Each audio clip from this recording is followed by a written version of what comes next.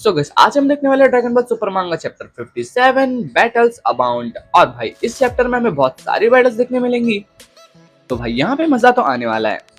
यहाँ पे चैप्टर की शुरुआत में हम देखते हैं कि बुल्मा ने बहुत सारे ड्रोन्स कैमरा भेज दिए हुए थे बाहर ताकि वो बैटल पे चेक कर पाए। और भाई उसके बाद हमें सबसे पहले क्रिलिन और यूनबा की फाइट दिखाई जाती है। यहाँ पे भाई यूनबा स्टार्टिंग में तो क्रिलिन पे थोड़ा बहुत भारी पड़ रहा होता है, बट भाई यहाँ पे क्रिलिन ने बहुत सारी डिस्ट्रक्ट और डिस्क बना के रखी थी। और भाई ये चीज यूनबा को पता नहीं है कि क्रिलिन उन्हें कंट्रोल कर सकता है। तो स्टार्टिंग में उसे किक पड़ जाती है, बट भाई वो उसे कंट्रोल करके यूनबा को इन्हीं सब चीजों से निपटा देता है। और भाई बस वो लास्ट में एक कामयाबियां छोड़ता है और यूनबा का गेम यहीं पे खत्म हो जाता है। और भाई उसके बाद इलेक्ट्रिक पेट्रोल के मेंबर्स आके कहते हैं कि हम इसे प्रिजन में जरूर डाल देंगे। और भाई वैसे क्रिलिन को पीछे से आवाज आती है, मास्टर रोशी कुछ कांड कर रहे होते हैं। भाई ये ठरकी बुड्ढा कभी नहीं सुधरने वाला है।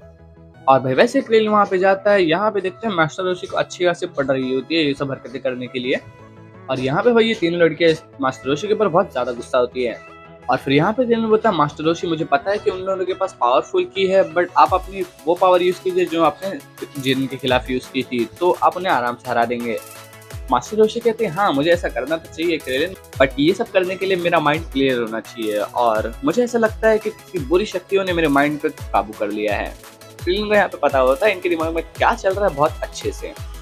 और फिर वैसे ही हमें टीएन और चांसू दिखाए जाते हैं जो कि एक रोबोट से लड़ रहे होते हैं। और यहाँ पे ये लोग ठंडी जगह पे होते हैं। और भाई टीएन इस पे पंचेस की बरसात करता है, बट भाई इस पे पंचेस का कोई असर नहीं हो रहा होता। वैसे ही भाई यहाँ पे गैलेक्टिक पेट्रोल के मेंबर बताते हैं कि पिकरो क्विटर एक मेंबर है रेस का जो कि मेटल मैन कहलाते हैं और इनकी पूरी बॉडी मेटल से बनी हुई होती है। चांसू कहता है यानी कि मेटल मैन। टियान बोलता है ये तो वही है ना जो कि यूनिवर्स 6 में था, ये उसी रेस का है। फिर टियान कहता है क्या इसके पास कोई भी वीकनेस नहीं है। और भाई वैसे यहाँ पे चांसू को याद आ जाता है कि वेजिटा ने कैसे उसे इंसल्ट करके हराया था वहां पे। और भाई चांसू कहता है कि टियान उसे इंसल्ट करो, वही इसकी वीकनेस है। और भाई वैसे हमें सेंचुरी का सीन दिखाया जाता है जहाँ पे डंडे कहता है कि इंसल्ट करना इसके खिलाफ इफेक्टिव होगा, वो भी मेटल मैन के ऊपर। और भाई बुल्मा यहाँ पे कह रही है कि क्या टियान किसी की बेइज्जती कर भी सकता है। और भाई यहाँ पे टियान इसकी कोशिश करने जा रहा होता है और वो उस मेटल मैन को कहता है कि रॉक हेड, और वो उसे कहता है कि हाफ टन टबी। और भाई यहाँ पे सेंचुरी में मिस्टर पोपो कहते हैं कि हाफ टन टबी का मतलब ये होता है कि 1000 किलो का मेटल मैन। और भाई मेटल मैन उससे ज्यादा वेट करते हैं और ये कोई इंसल्ट नहीं हुई। और भाई यहाँ पे टियान कंफ्यूज होता है, भाई इसकी इंसल्ट करूँ तो करूँ कैसे मैं। बट भाई यहाँ पे हमारा चांसू बहुत काम आता है, वो सीधा बोलता है वो ऑक्टोपस। और यहाँ पे भाई चांसू इसकी बहुत गंदी गंदी बेइज्जती करता है, उसी वजह से यह हार जाता है बस। भाई ड्रैगन बॉल में भी अजीब अजीब वीकनेसेस है वाह। और यहाँ पे टियन कहता है तुमने कर दिखाया चांसू, बट यहाँ पे चांसू इसकी और बेइज्जती करता है, भाई तुम्हें बेइज्जती करना नहीं आता लोगों की तो। और भाई यहाँ पे सेंचुरी में सभी लोग खुश होते हैं। और हमें दूसरे सीन में दिखाया जाता है कि मास्टर सीन से हार ना जाए इसलिए वो आंखों पे पट्टी बांध के इनको फाइट कर रहे हैं भाई वाह। और भाई ये उन्हें अच्छी खासी टक्कर भी दे रहे होते हैं। और भाई उनमें से एक लड़की कहती है कि इस बुड्ढे के साथ है क्या, मैंने ऐसा आदमी कभी नहीं देखा जो पावरफुल बन गया है उसकी आंख कवर करके। भाई इन्हें क्या पता हमारे ऋषि साहब कैसे हैं। और भाई यहाँ पे मास्टर ऋषि को अपनी बड़ी बड़ी बातें फेंकते हैं और उन्हें कहते हैं कि गैलेक्टिक प्रिजन में वापस चले जाओ। और भाई वैसे वो लड़की कहती है कि ऐसा तो हम कभी नहीं करने वाले। उसके बाद वो कहती है कि इवाजा किकाजा, अब तुम्हें पता है हमें क्या करना है।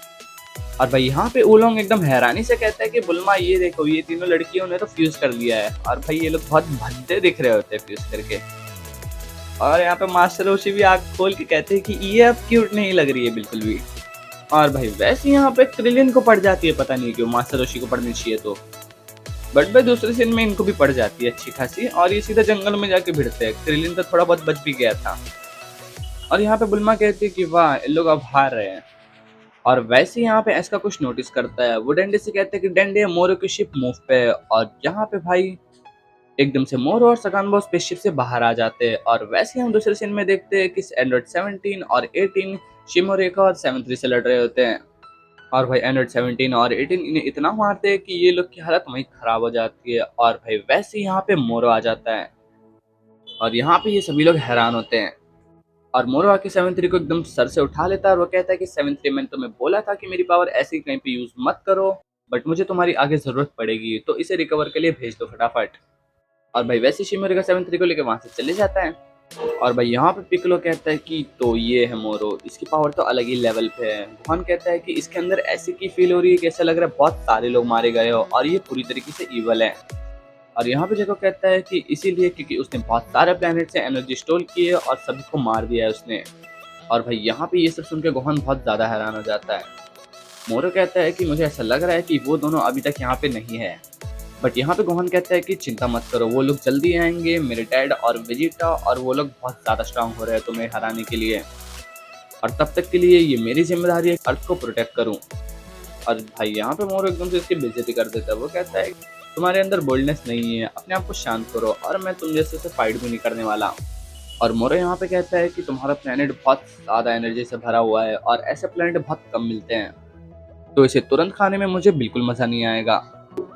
तो मुझे पहले यहाँ पे एक डिश प्रिपेयर करनी पड़ेगी। यानी कि भाई ये सीधी बात कर रहा है, गोकू और वेजिटा को पहले हराएगा, उसके बाद ये इस प्लेनेट को खाएगा। और भाई इसके बाद सगानबो कहता है कि लॉर्ड मोरो, क्या मैं इन सभी को आपके लिए खत्म कर दूं? सगानबो के गैलेक्टिक बैंडेड ब्रिज मार खाने के बाद भागने के लिए तो बिल्कुल नहीं जानी जाती। मोरो कहता है कि ठीक है, बट इन्हें जिंदा रखना क्योंकि मैं इनकी भी एनर्जी खाऊंगा। सगानबो कहता है कि ठीक है। और भाई इसके बाद मोरो सगानबो को एकदम से एक पावर अप दे देता है।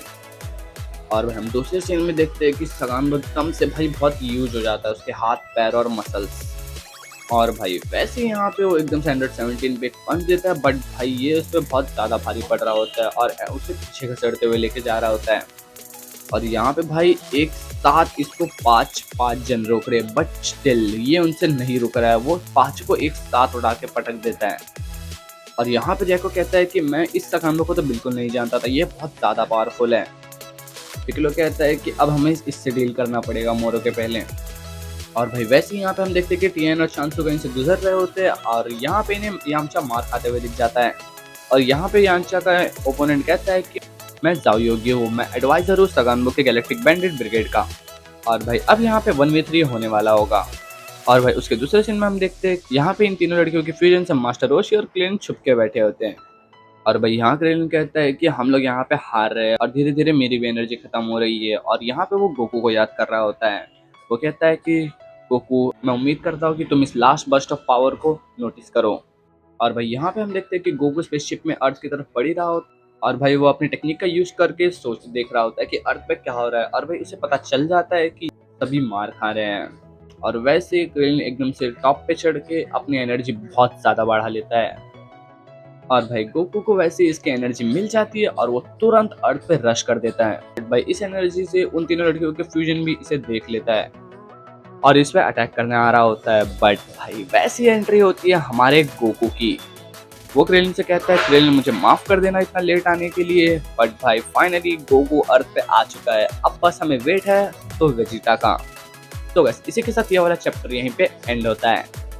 वीडियो अच्छी लगी है तो लाइक एंड सब्सक्राइब जरूर कर देना। अब मैं मिलता हूं तुमसे नेक्स्ट वीडियो में, तब तक के लिए स्टे ट्यून्ड।